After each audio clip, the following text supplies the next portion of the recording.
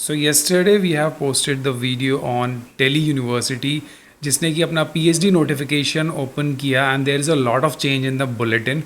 So we have discussed and there are a lot of questions in the mind before registration, and it is very important to clear all your doubts before registration, because registration is a step through which your information will be collected, and on that information your application will be accepted or rejected.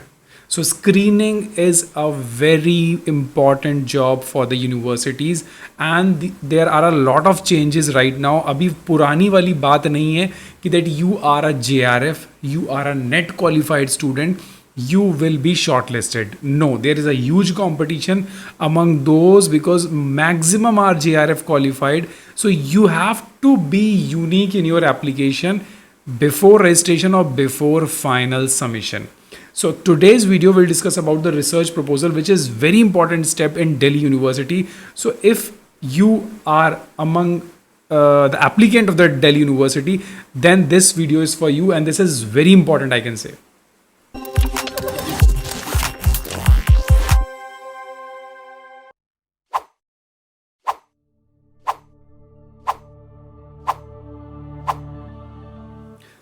So we'll discuss about the research proposal in university application.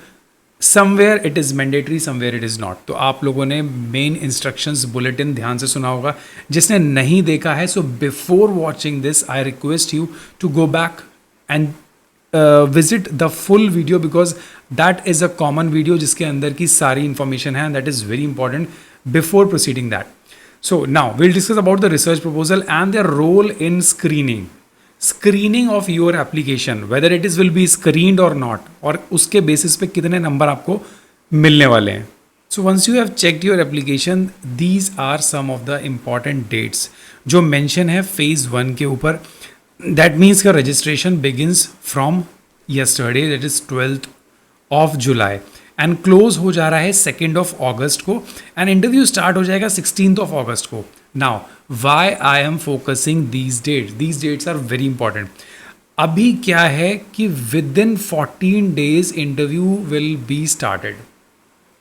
तो आपको जो भी करना है in your application right now, this is the best time. Do not wait for the email that you will get an email from the Delhi University that you will be selected, and these are the dates you have to visit to the department with your following documents and research proposal. No, your research proposal, your documents will be ready from today onwards. Otherwise you will be in trouble. देखो उसके बाद फिर DRC meeting है, उसके बाद final payment है, so you won't get time to prepare yourself. This is very important phase. Now the proposal requirement, once you will scroll down the bulletin of the PhD from Delhi University, there is a lot of departments. They have separated all the departments very clearly in 3 different categories. The first is the eligibility category, second is the major research areas in the department.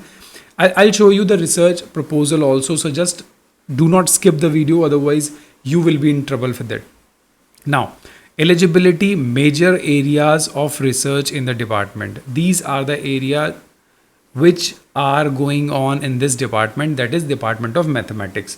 तो आपको क्या देखना है? Eligibility, whether you are eligible or not, then their areas and now the next line, that is the submission of research proposal is mandatory at the time of registration. So either you will see this statement, submission of research proposal is mandatory at the time of registration, means you will not able to submit your final application if you will not upload the research proposal.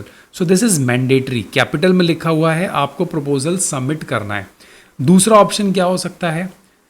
दूसरा option ये हो सकता है, आपके कुछ departments में ये लिखा होगा proposal are mandatory and must be submitted to the department in the manner and date specified in the department website. Interview are mandatory, candidate must check the website. मतलब प्रपोजल मैंडेटरी है but not in the application. Application आप submit कर सकते हो ऐसे departments में जहाँ ये लाइन लिखी हुई है, but that is mandatory during your interview, और वो वेबसाइट पे अपडेट हो जाएगा. नाउ द थर्ड स्टेटमेंट जो आपको मिल सकता है, that is for information related to the requirement of research proposal for admission, refer to the website. They have clearly written that you have to refer to the department. जो department का web page है, सबका web page अलग अलग है. सो आपको regularly visit करना है डेट्स के ऊपर, डॉक्यूमेंट्स के ऊपर, प्रपोजल के ऊपर, इंटरव्यू के ऊपर. So everything will be updated on the department website. So they have very smartly written. So don't think कि मुझे इस डिपार्टमेंट में प्रपोजल नहीं बनाना है, ऐसा बिल्कुल गलती मत करना. So in all these three cases where the proposal is mandatory, आपको बनाना ही बनाना है. Second, where it is written like the interview के टाइम पे आपको करना है और डिपार्टमेंट बताएगा, डेट बताएगा, etcetera etcetera. In that case also you have to prepare your proposal, and in the last case you also have to prepare your proposal. Overall I can say all those students who are applying in any department, they have to be ready with their proposals. Now move on to the next, that is a proposal format. Proposal format they have given very clearly. So अपना format बनाना start मत कर देना, because I have seen many students, इन लोग के मेरे पास मैसेज आए, मेल आए, sir I have a proposal but I am rejected many times, I have faced many interview but I am rejecting, I think because of my proposal. उन्होंने ऐसा मुझे स्टेटमेंट दिया and they have share all the documents. I requested कि share all your research proposal and your documents, and I have seen that proposal. The proposal is not as per the format and the proposal is completely out of the box. So that may be the reason कि आपका candidature जो है वो reject हो रहा है, because यहाँ पर मैंडेटरी है, तो आपको बहुत ध्यान से सुनना है. Now your research proposed theme and scope of research for the PhD. This is very important in the proposal, so you have to written it very smartly. So you have to decide your proposal theme. अब आप बोलोगे sir ये क्या है, अभी मैं आपको practically दिखाऊंगा. आई शो यू एक प्रपोजल कैसे मैंने बनाया, ड्राफ्ट किया अपने मेंबर के लिए, किस टॉपिक से किया, नोवेलिटी कैसे चेक की, etcetera etcetera. So please be stay, do not skip. Now your propose theme and scope of research, you have to check what is your theme. कैसे थीम चेक करनी अभी मैं बताता हूँ आपको. And scope of research through various scientific notes. And what are the major writings in the field in which you would like to pursue, means what are the major prospects, आप क्या importance है आप उस field में, that you have to mention. And if you have made any original contribution in the field of the proposed research, then mention it. अगर आपके masters में या फिर आपने कहीं पे जॉब की है प्रोजेक्ट में एज अ JRF, SRF और एनी अदर ट्रेनिंग, तो if you have some finding, if you have some original contribution, means अगर आपने उस सेक्टर में काम किया है and if you have some finding, तो mention that finding in the proposal. वो आपको सपोर्ट करेगी, एक स्ट्रॉन्ग बैकग्राउंड देने वाली है. So please don't forget. Let's say for example कोई स्टूडेंट है एंटी माइक्रोबियल एक्टिविटीज़ पे, उसने मास्टर्स में काम किया किसी यूनिवर्सिटी या डिपार्टमेंट में, अब फर्दर वो उसके डिटेल्ड मैकेनिज्म और रिसेप्टर लेवल पे काम करना चाहता है. So they will mention like already I have gone through the preliminary findings, preliminary work was already done in my masters or after masters. Now I am planning for my advanced work. So in the form of this research proposal, this is the advanced work which I am presenting in front of the interview committee. Now your scenario is very clear कि यार मैंने masters में ये काम किया, masters के बाद this much, and now I am presenting this. So past research experience, publication, any additional information like आपका पेटेंट है, कहीं पेपर प्रेजेंट किया इंटरनेशनल फोरम में and you was awarded, then you have to mention it. Now move on to the next. Proposal format क्या रहने वाला है, ये बहुत इंपॉर्टेंट है. जब आप एक प्रपोजल फाइनलाइज्ड होगा तो उसका background, problem statement, framework, methodology, propose timeline, research questions, experience और फाइंडिंग्स, ये बहुत ज़रूरी है. अब आपको कैसे अपने कीवर्ड्स और आपने कैसे काम करना है, that I how you have to start, this is very important. So सबसे पहले आपको DU का बुलेटिन खोलना है, बिकॉज आपको कीवर्ड्स और नोवेलिटी और ऑब्जेक्टिव्स चाहिए. So I will give you one example through which you have to do it. अगर वो भी नहीं कर पाओगे, so just join the Telegram group and communicate me, share your details, DM me personally, not in the group. In group, I suggest you to ask your personal questions or general questions, but do not share your personal information, because there are many people's, more than 3000 members are there currently, and more than 400 500s are active 24 into 7. So please be careful, do not share your personal information in the group. Fine. So this is the bulletin, and आपको क्या करना है, सबसे पहले अपना field search करना है.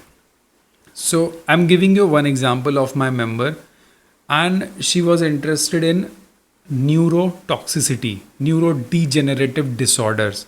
So अब करना क्या है मैं आपको बताता हूँ. So this is the form जिसके अंदर बहुत सारी इन्फॉर्मेशन है, 56 पेजेस का है. सो अगर मेरा टॉपिक है न्यूरोटॉक्सिसिटी और न्यूरोडीजेनरेटिव डिजीज़, सो मैं क्या करूँगा, सीधे सीधे कंट्रोल F करूँगा और टाइप करूँगा NEURO, न्यूरो. Got it. अब देखो, this is department of genetics, जहाँ पे न्यूरोबायोलॉजी एंड डेवलपमेंटल जेनेटिक्स के बारे में आ रहा है. That is a major area of research. So in this department of genetics, I am eligible. So in neurobiology department of genetics, I am eligible or not. I have to check the eligibility for PhD in genetics. So this is a very common any branch of life science. That means, let's say for example, I'm eligible, and they are working on neurobiology and developmental genetics. That is best. Go ahead. मज़ा आ गया. ठीक. अब next देख लेता हूँ, शायद कोई और डिपार्टमेंट मेरे लिए एलिजिबल हो. Computer science. This is actually the computational neuroscience, so that is not for me. Now next, move on to next department of biophysics. So biophysics मैं भी एलिजिबल हूँ because they are also working on the neurodegenerative disorders and protein aggregation. That is the perfect. This is the department of biophysics and masters they are asking in any area of the science. यहाँ पे भी eligible हूँ. यहाँ 4 seat है. Got it. अब मुझे देखना है जेनेटिक्स के अंदर भी 4 सीट है और बायोसाइंस के भी अंदर 4 सीट है. Sir now in both the departments I am eligible for that. अब मुझे करना क्या है, अब मुझे न्यूरोजेनेटिक्स पे, न्यूरोटॉक्सिकोलॉजी पे और न्यूरो डीजेनरेटिव डिसऑर्डर्स पे I have to plan the proposals.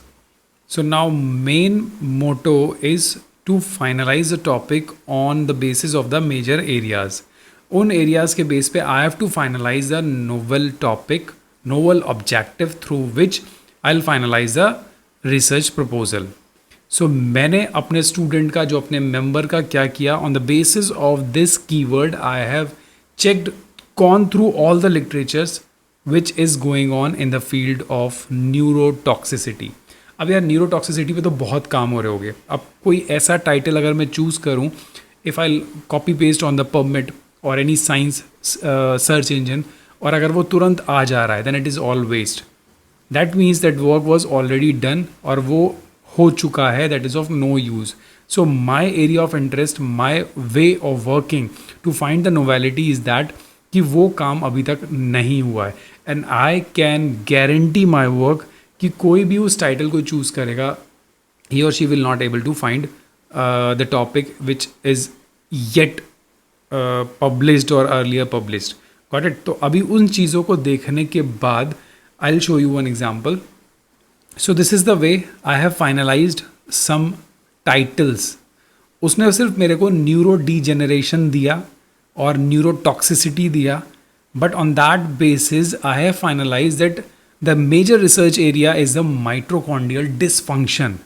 तो अगर आपको कुछ काम करना है न्यूरो डीजेनरेटिव डिसऑर्डर्स पे, तो इन जनरल नहीं करना है. You have to find it कि क्या नोवल बायोमार्कर्स हो सकते हैं to detect and monitor mitochondrial dysfunction in neurodegenerative disease caused by environmental toxicants. तो न्यूरोटॉक्सिकेंट्स भी आ गए, न्यूरो डीजेनरेटिव डिजीज भी आ गया, और डिटेक्ट क्या कर रहे हो, mitochondrial dysfunction. So this is how the novel proposal work. So this we are doing regularly. This is the work of one of my member, independent member, जिसने कि ये proposal submit किया. मैं आपको और दिखाता हूँ what we have done. Still अभी it is not finalized. These are some of the headings like mechanism of ROS generation and oxidative stress, a neurodegenerative associated with mitochondrial disorder.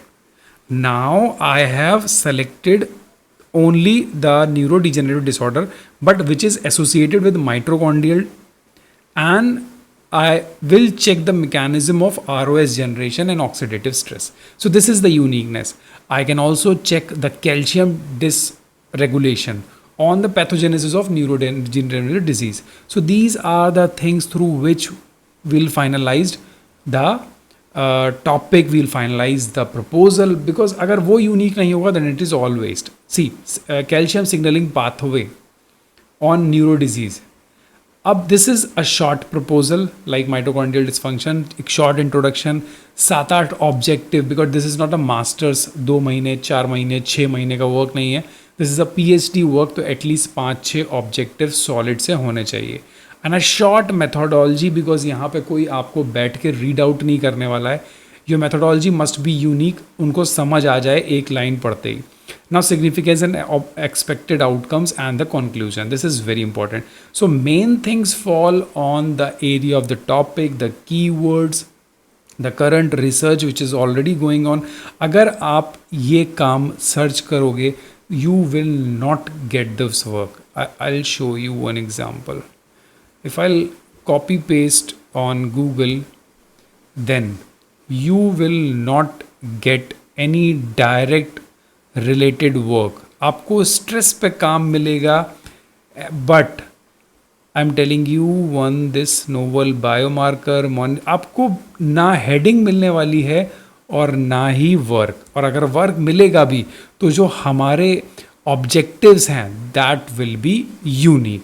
So this is how you have to check whether you are on the right track और not.